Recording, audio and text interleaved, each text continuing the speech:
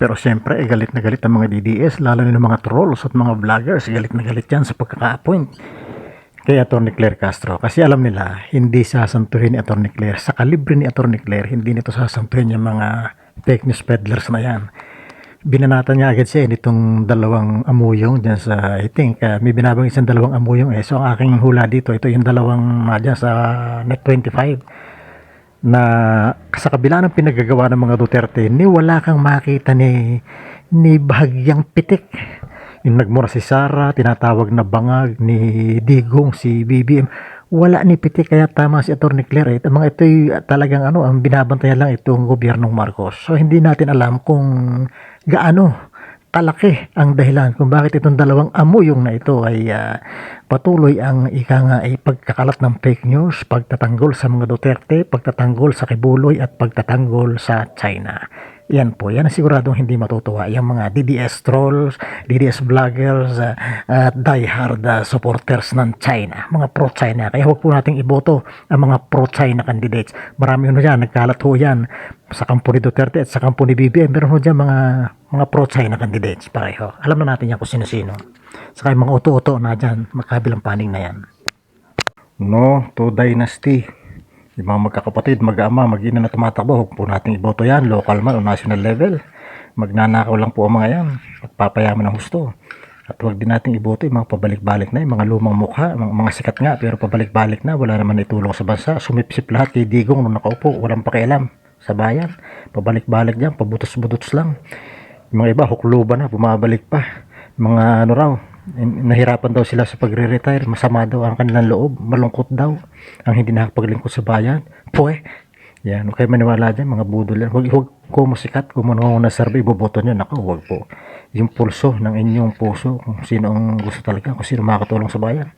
Bakit hindi natin ibalik si Bam Aquino, si Kiko Pangilinan? Isama na natin si Luke Espiritu, si Heidi Mendoza. Yan ang magpapabago sa ating bayan ngayon. Sumugal na rin tayo kina Teddy Casino, Franz Castro, kina Arlen Brosas, kina Sani Matula, Leody Di Guzman. Sumugal po tayo dyan, mga kabayan. Yan po yung mga labor leaders. Huwag na po tayo dyan sa mga lumang pabalik-balik na sumipsip lang naman kay Digong na nakaupo. Huwag natin iboto yan, mga dynasty, pamilya. Nako, bigyan natin ng chance yung iba. Yung po lamang ay pag hindi tayo nagbago sa ating pananaw ay wala, tuloy-tuloy lang po talaga tayo. So paglubog pa ulit-ulit na lang yan, kinagis na natin pa ulit-ulit na lang kasi hindi po tayo, ang majority sa atin ay aminin natin mga tanga sa pagboto. Kaya na sinasabi ko dati, dalawa lang naman yan uri ng tanga sa Pilipinas na botante. Yung tanga na permanente hindi nagbabago at yung occasional na tanga, ito ho yung nagbabago. Tayo lahat ay pwedeng maging tanga in once in a lifetime or malimit-limit, pero ang mahalaga dyan tayo ay hindi permanenteng tanga, tayo ay nakakabangon. Kaya yun po ang panawagan sa majority ng botante, huwag po maging permanenteng tanga.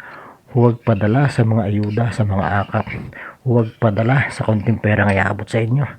Iboto ang talagang sa inaakala natin ay makakatulong sa bayan. Nagpaalam lang sa'yo, kinilig ka na.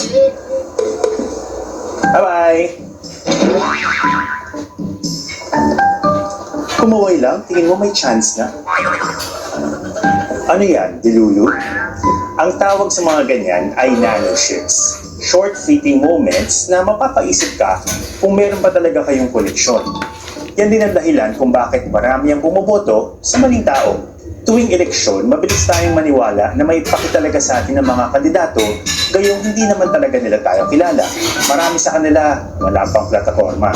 Pero kapag kinamayan ka na, nako, dead man na. Ganun ba talaga kadali makuha ang ating boto?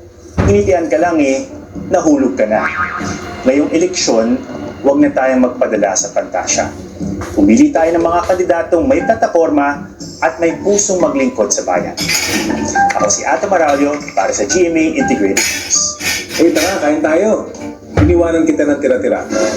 Oh, ayaw mo? Mahilig ka naman sa tira-tira, di ba? Hindi ba? Bakit ka nagsisettle sa breadcrumbs lang ng mga politiko? O teka lang ha, huwag kang aalis, kinakausap pa kita.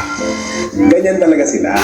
Patitikimin ka ng konting ayuda, bibigyan ka ng maliit na tulong, pagkatapos doon, iboboto mo na. Ikaw naman, na umaasa, ang ending, nga. Saklap, di ba? Hindi ka ba napapagod? Medyo nakakasawa na kasi. Ako ayoko ng tingi-tingi. Hindi ko deserve yung tira-tira. Ang gusto ko, yung totoong magsisilbi sa bayan. Yung may konkretong plano at may nakikitang sagot sa mga problema ng bansa. Ikaw ba? Masaya ka na ba sa tira-tira? Sana ngayong eleksyon, ma-realize mo kung ano ang deserve mo. Sana, pumili ka ng taong buo ang puso para maglingkod sa bayan.